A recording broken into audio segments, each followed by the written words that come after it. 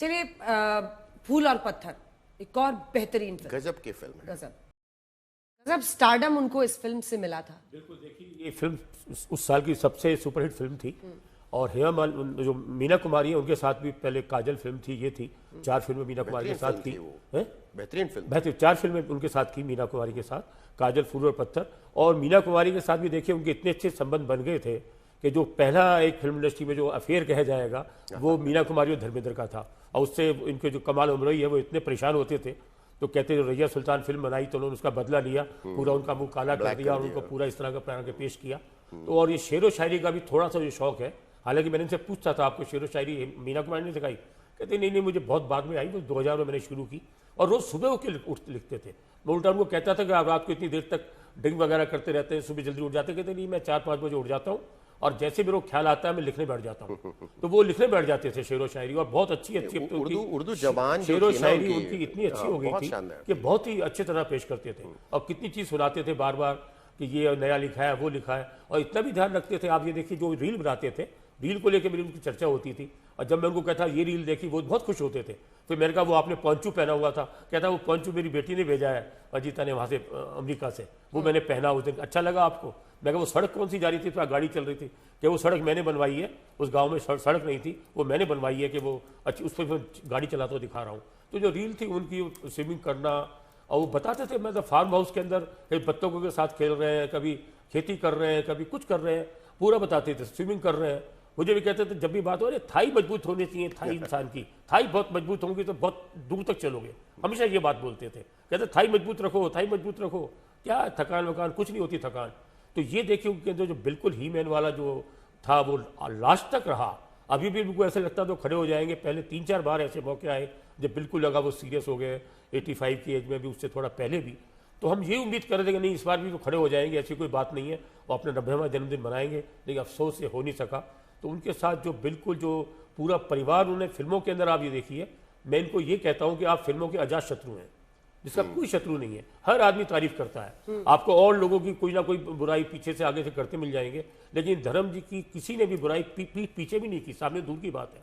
कोई भी स्टार लीजिए, चाहे आप शाहरुख ले लीजिए, आमिर ले लीजिए, अमिताभ बच्चन ले लीजिए, कोई भी ले लीजिए, सभी लोग पुरानी हीरोइन सबसे पुरानी बात होती थी बिल्कुल। तो और तमाम जितने भी उनके साथ काम करने वाली फीमेल एक्टर्स थी वो सब आज तक पर बता रही हैं कि कैसे वो बहुत प्रोटेक्टिव भी रहते थे उन दिनों में फिल्मों को लेकर। अगर बहुत भीड़ हो जाए तो कैसे वो उनके साथ बर्ताव करते थे, ये सब बता रही हूँ। मैं लौट रही हूँ, एक गाना उनका जो उन पर फिल्माया गया था, मतलब मुझे लगता है कि तब से लेकर आज तक उतना ही ये गाना बच्चे भी आज पसंद करते हैं।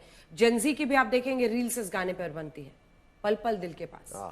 तो ये देख रहे हैं आप तस्वीरें, हम आपको वहां की भी दिखा रहे हैं, लेकिन उनके कुछ ऐसे डायलॉग्स जो हमेशा अमर रहेंगे, उनके ऐसे सीन्स वो सब भी आपको दिखा रहे हैं। एक बात और बता दूं, ये जो गाना है धर्मेंद्र जी का बहुत मोस्ट फेवरेट सॉन्ग था। अच्छा, उनका खुद था? हाँ, उन्होंने अपने पोते की जब फिल्म बनाई तो उसका नाम भी पल पल दिल के पास रखा। तो बोले मेरा बहुत मोस्ट फेवरेट सॉन्ग है। एक जो शर्मिला टैगोर के साथ छलकाए जाम है वो उनको बहुत पसंद आता था। एक जीवन मृत्यु का झिलमिल सितारों का आंगन होगा जो राखी के साथ, वो गाना भी हम सुना सकते हैं। तो वो भी इनका फेवरेट सॉन्ग था। मैं उससे पूछता था अपनी फेवरेट फिल्मों के बारे में तो बताते थे मुझे, और इस गाने को भी इतना पसंद है कि अपने पोते की जब उनकी पहली फिल्म आई सनी के बेटे की, तो उन्होंने इसका नाम पल पल दिल के पास उन्होंने ही रखा। भावना वहां से क्या अपडेट है?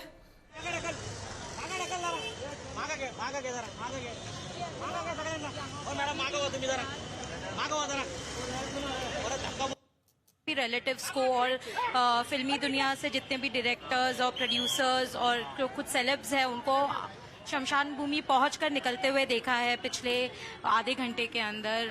बट अभी भी फिलहाल जितनी हमें जानकारी है उसके अनुसार सनी देओल और बॉबी देओल और कुछ फैमिली मेंबर्स अभी भी अंदर है। बट अभी अगर हम देखें शमशान भूमि के बाहर तो काफ़ी फैंस इकट्ठा हो रहे हैं और वो काफ़ी इमोशनल है। कुछ महिलाएं तो रो भी रही हैं। तो अभी फिलहाल शमशान भूमि के बाहर तो यही माहौल दिख रहा है। बट अभी अंदर फिलहाल सनी देओल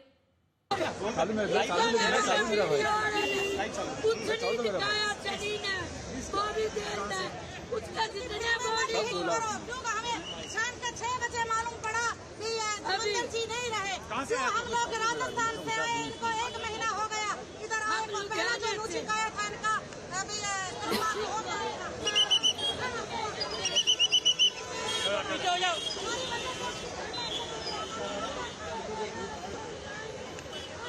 तो चाहने वाले दुख का इजहार कर रहे हैं भावना।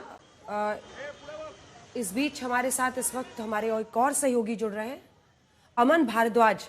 अमन, जो मुझे जानकारी मिली है, आप धर्मेंद्र जी के गांव से हमारे साथ जुड़ रहे हैं। बताइए, मतलब वहां के लिए तो बहुत शोकाकुल पूरा गांव होगा इस वक्त। साफ तौर पर, क्योंकि देखिए पैतृक गांव उनका डोंगा गांव था, लुधियाना का डांगो गांव था, और ये यहाँ पर इसके साथ ही घर के साथ ही स्कूल है जहाँ पर उनके पिता पढ़ाते थे। और इसी घर में जो अब इसको रेनोवेशन पिछले 2 साल में की है, इसका नाम भी अब देखिए धर्मेंद्र हाउस कर दिया है। तो सनी देओल का काफ़ी बचपन इस घर में बीता। धर्मेंद्र का खुद यहाँ पर काफ़ी मेमोरीज थी इसी घर की, और ये पुराने घर की रेनोवेशन से पहले किस तरीके की तस्वीर थी, देखिए वो भी यहाँ पर लगाई हुई है। क्योंकि जब उनके पिता पढ़ाते थे स्कूल में साथ के ही, तो यहाँ पर वो रहा करते थे, पूरी फैमिली यहाँ रहती थी। और इसी घर से इसीलिए ज़्यादा मेमोरी है अंजना, क्योंकि यहाँ से ही चाहे वो उनका सानेवाल रेलवे स्टेशन से जाना हो, फिल्मी दुनिया का सफ़र शुरू करना हो, चाहे वो दोराहा से उनका लेटर बॉक्स में जो पहला लेटर एप्लीकेशन उन्होंने जो अपनी माँ के कहने पर भेजी, तब सारी मेमोरीज वो इसी घर से हैं। और कैसे उनकी ये एक गाँव से, एक किसान से, एक जो खेतों में जो खेत थे उनके, जो पंजाब से लगाव था, कैसे वो तब्दील हुआ एक फिल्मी सितारे के तौर पर। तो वो यही घर है जहाँ पर काफ़ी तब्दीली आई, काफ़ी कुछ उनका बदला।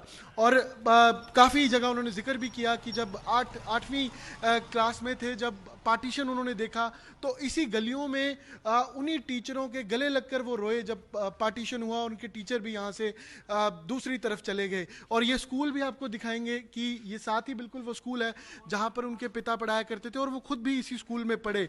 और इस डांगो गांव था, क्योंकि लुधियाना का यहाँ से 1 घंटे की दूरी पर है, लेकिन पैतृक गांव ज़्यादा रहना या अपना जीवन व्यतीत करने का धर्मेंद्र को मौका नहीं मिला, क्योंकि उनके पिता स्कूल में पढ़ाते थे, तो ज़्यादातर ट्रांसफ़र होती रहती थी। और इसीलिए नसराली गांव था, जब उनका जन्म भी हुआ, खन्ना के अंदर नसराली गांव पड़ता है, वहाँ उनका जन्म हुआ। उसके बाद वो सानेवाल यहाँ लुधियाना में शिफ्ट हो गए। लेकिन डांगो गांव के भी लोग, पूरे पंजाब के लोग याद करते हैं कि कैसे एक धर्मेंद्र के अंदर कैसे वो पंजाब की मिट्टी समाई थी, कैसे वो पंजाब के जज्बात समाये थे, और कैसे वो एक इमोशन थे जो बयां करते थे कि कैसे एक आदमी को हम्बल रहना है, हम्बल रहते हुए भी अपने इस, चाहे वो उनका पैतृक गांव हो, चाहे स्कूल हो, पंजाब की, उनके सानेवाल की घर की मिट्टी हो, कैसे उसकी सुगंध उनके आज भी जहन में थी। यही वो गांव का वो स्कूल है सानेवाल का, जहां पर उनके पिता पढ़ाया करते थे और खुद वो इसी स्कूल में पढ़े। और कैसे उनके जहन में वो मेमोरीज हैं जो पार्टीशन से पहले थी और पार्टीशन के बाद भी इसी सानेवाल से जुड़ी हुई हैं। और इसी घर के आस पड़ोस के लोग भी हैं जिनसे हम कोशिश कर रहे थे बातचीत करने की, उनसे भी बातचीत करेंगे, क्योंकि उनके जहन में भी वो चीज़ें हैं कि जब धर्मेंद्र यहाँ आया करते थे तो किस तरीके से उनसे बातचीत उनकी होती थी, किस तरीके से आज भी इसी सानेवाल के वो गजरेला या वो हलवाई की दुकान आज भी उनके जहन में थी। उसकी मिठास, उसकी खुशबू, उसकी जितनी मेमोरीज उनकी थी, वो सब धर्मेंद्र रिकॉल करते थे। और वो यहीं से सानेवाल जुड़ी हुई थी। और यही खास बात धर्मेंद्र को बहुत खास बनाती थी कि एक सितारा होने के बावजूद भी गांव की मिट्टी, गांव की यादें, गांव के लोग, उनका हालचाल जानना, उसी लोगों से जुड़े रहना, वो काफ़ी कुछ खास बनाती थी। और ये घर, हालांकि यहाँ बता रहे थे लोग कि 2 साल पहले रेनोवेशन इसकी हुई है, इसको घर को नाम भी धर्मेंद्र हाउस कर दिया गया है। और पुरानी तस्वीरें इस घर की है जब बचपन सनी देओल का यहाँ पर बीता। उनके माता पिता वो बार बार जिक्र करते थे कि उनके माता पिता चाहते थे कि चाहे वो शूटिंग में बिजी हैं, किस तरीके से भी बिजी हैं, लेकिन उनके साथ समय बिताया जाए। जो पहले उनके माता पिता धर्मेंद्र के साथ समय नहीं बिता पाए, लेकिन एंड के टाइम में आके वो चाहते थे कि वो ज़्यादातर शूटिंग के चलते हुए भी, बिजी रहते हुए भी समय बिताए। और ये आस पड़ोस के लोग हैं, इनसे भी बातचीत करने की कोशिश करेंगे, क्योंकि आंखें नम सबकी हैं और याद ज़रूर कर रहे हैं उस सफ़र को जो इन्होंने टीवी पे देखा या फिल्मी जगत का देखा। और बयां लोग आज भी करते हैं कि किस तरीके से धर्मेंद्र का सफ़र रहा है। और उनके साथ जो स्कूल में पढ़े जो लोग हैं, वो ज़्यादातर इन्हीं घरों में अब रहते हैं। और कुछ लोग हालांकि रीलोकेट बिल्कुल। और अगर आप देखिए अमन, तो बहुत कम उम्र में उनकी प्रकाश कौर जो उनकी पहली पत्नी थी उनसे शादी हुई, 4 बच्चे उनके थे।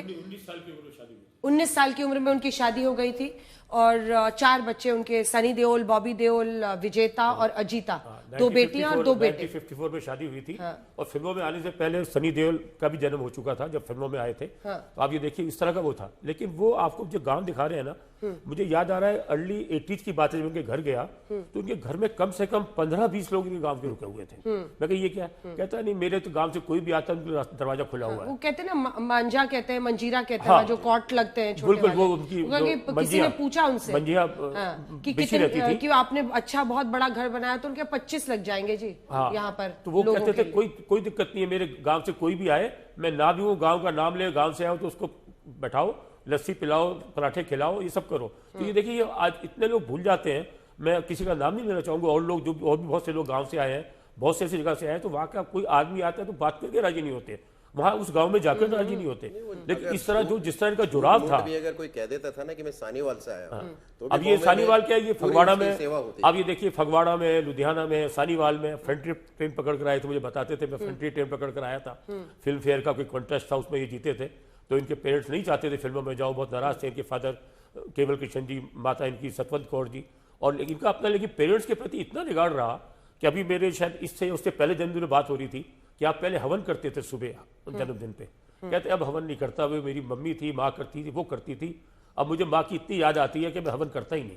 मेरी माँ थी जो कहती नहीं हवन होना चाहिए, क्योंकि इतने बड़े वो बन गए थे, ये बताते थे, और भी चैनल पर भी किसी में बता रहे थे कुछ समय पहले की शो में, कि जब मैं आता था तो मैं, मेरे पिताजी कई बार उदास बैठे होते थे ऐसे छड़ी पकड़ के, तो मैं पूछता था कि क्या बात है, कुछ कमी है? कहते नहीं बेटा, तूने सब कुछ दिया, घर दिया, बंगला है, नौकर है, गाड़ी है, नहीं जरा शाम को जल्दी आ जाया कर। अब वो देखो हंसते थे भी, तो जाहिर है कैसे जल्दी आ सकते हैं, कोई काम इस तरह का है।